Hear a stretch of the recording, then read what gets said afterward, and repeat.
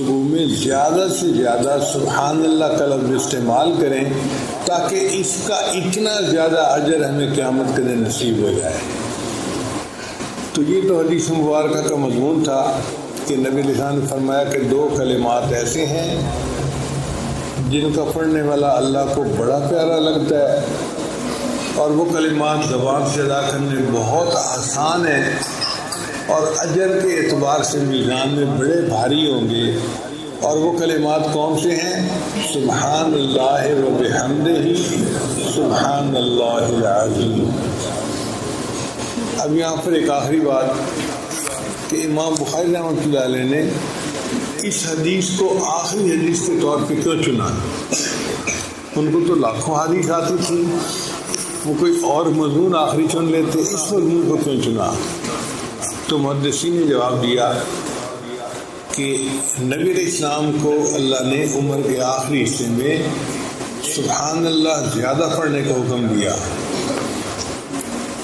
اللہ فرماتے ہیں اذا جاء نصر اللہ والفتح ورأيت الناس يدخلون في دين الله افواجا فسبح بحمد ربك واستغفره۔ اب یہ اللہ کا حکم ہے کہ میرے محبوب اللہ کی تسبیح بیان کیجیے۔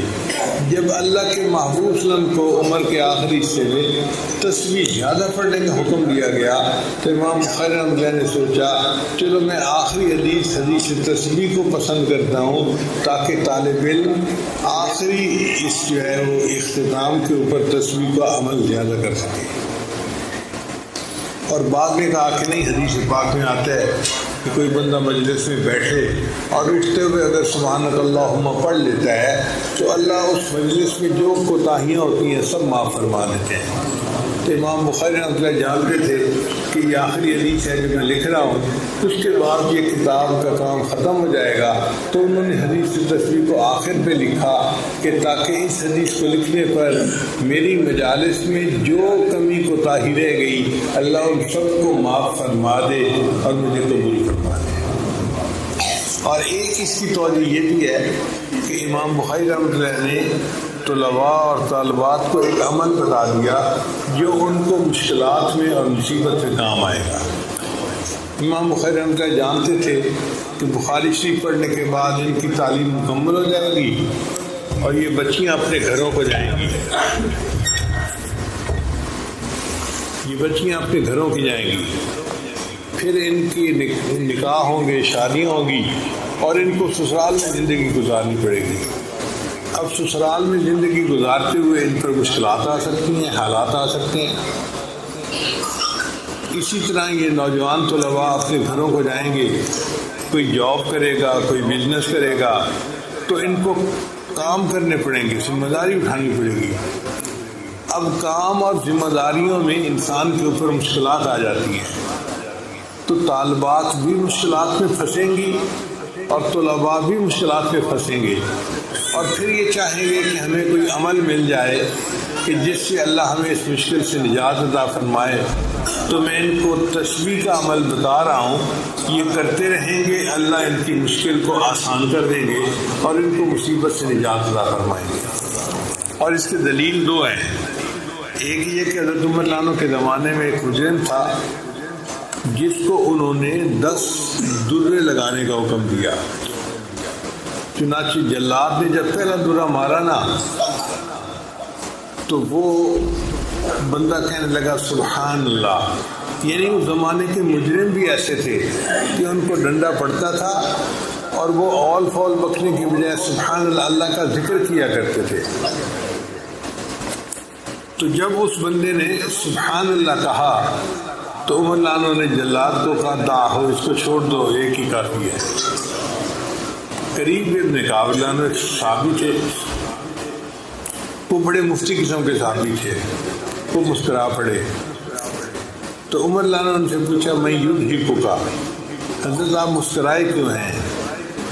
ان کا کہ میں مسکرایا اس بات پہ ہوں کہ اس بندے نے سبحان اللہ پڑھا، 10 کوڑے پڑھنے تھے، ایک کوڑے پر سزا یہ ختم کر دیا آپ نے، تو سبحان اللہ نے اس کی سزا میں تخفیف کروا لی۔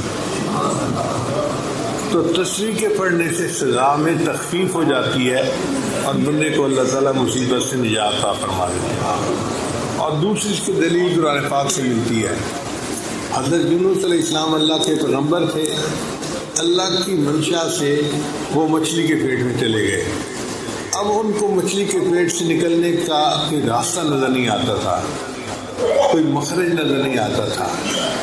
ایک رات کا اندھیرا، دوسرا پانی کے نیچے کا اندھیرا، اور تیسرا مچھلی کے پیٹ کا اندھیرا، یعنی 3 اندھیروں کے اندر، گھپ اندھیرے کے اندر تھے اور کوئی نکلنے کا راستہ نہیں تھا۔ اب انہوں نے سوچا کہ میں اس میں سے کیسے نجات پا سکتا ہوں، تو انہوں نے اللہ کے نام کی تسبیح شروع کر دی، لا الہ الا انت سبحانک انی کنت ظالمین۔ اللہ نے ان کے ذکر کو قبول کر کے مچھلی کو حکم دیا، اور مچھلی نے ان کو بحفاظت خشکی کے اوپر لا کر اپنے پیٹ سے نکال دیا۔ اللہ فرماتے ہیں فلولا انہ کان من المسبحین، اگر یونس علیہ السلام اللہ کی تسبیح بیان نہ کرتے، للبث فی بطنہ الی یوم یبعثون، تو وہ قیامت تک مچھلی کے پیٹ میں ہی رہتے۔ تو مصیبت ایسی تھی کہ قیامت تک انہوں نے مچھلی کے پیٹ میں رہنا تھا، مگر سبحان اللہ کی وجہ سے اللہ نے مچھلی کے پیٹ کی مصیبت سے ان کو نجات عطا فرما دی۔ لہذا امام بخاری رحمۃ اللہ یہ چاہتے تھے کہ آپ لوگ بھی حالات کی مچھلی کے پیٹ میں پھنسیں گے۔ مثال کے طور پہ ایک لڑکی پڑھ کے فارغ ہو گئی، اب گھر میں بیٹھی ہے، ماں باپ رشتے کے انتظار میں ہے، عمر بڑھتی جا رہی ہے، 30 سال ہو گئی، اب رشتہ آئے گا تو ماں باپ اس کا نکاح کریں گے نا، خود تو نہیں کسی کو جا کے کہتے کہ جی تم ہماری بیٹی کو اپنے پاس رکھ لو۔ اب رشتہ آ نہیں رہا، لڑکی کیا کرے؟ یہ تو حالات کی مچھلی کے پیٹ میں پھنس گئی نا، یہ تسبیح کرے، پڑھے، اللہ تعالیٰ رشتہ بھجوا دیں گے، اس کی شادی ہوگی اور یہ اگلے حالات میں چلی جائے گی۔ اب خامد ہے، اس نے کاروبار شروع کیا اور یکدم قرضہ چڑھ گیا، تو یہ خامد قرضے کی مچھلی کے پیٹ میں پھنس گیا، اب اس کو نکلنے کی کوئی صورت نظر نہیں آتی۔ امام بخاری رحمۃ اللہ چاہتے تھے کہ یہ خامد اگر تسبیح پڑھے گا، اللہ اس کو قرضے کی مچھلی کے پیٹ سے نکال دیں گے اور یہ اس مصیبت سے نجات پا جائے گا۔ لہذا یہ حدیث تسبیح آخر پہ اس لیے لائی گئی کہ ہم اپنے زندگی کے مختلف حالات میں تسبیح کی کثرت کریں اور اللہ اس کی برکت سے ہمارے مشکلوں کو آسان کر دے۔ جتنے حاضرین ہیں اللہ تعالیٰ سب کا آنا قبول فرمائے، اور جتنی بچیوں نے آج آخری حدیث کا سبق پڑھا ہے اللہ ان کا پڑھنا قبول فرمائے۔ اللہ اس ادارے کو دن دگنی رات چوگنی ترقی نصیب فرمائے۔ جو ادارے کے معلمین یا معلمات ہیں اللہ سب کو اپنے مقبول بندوں اور بندیوں میں شامل فرمائے، اور اس کے بدلے ہم سب کو اپنی رضا نصیب فرمائے۔ وآخر دعوانا ان الحمد للہ رب العالمین۔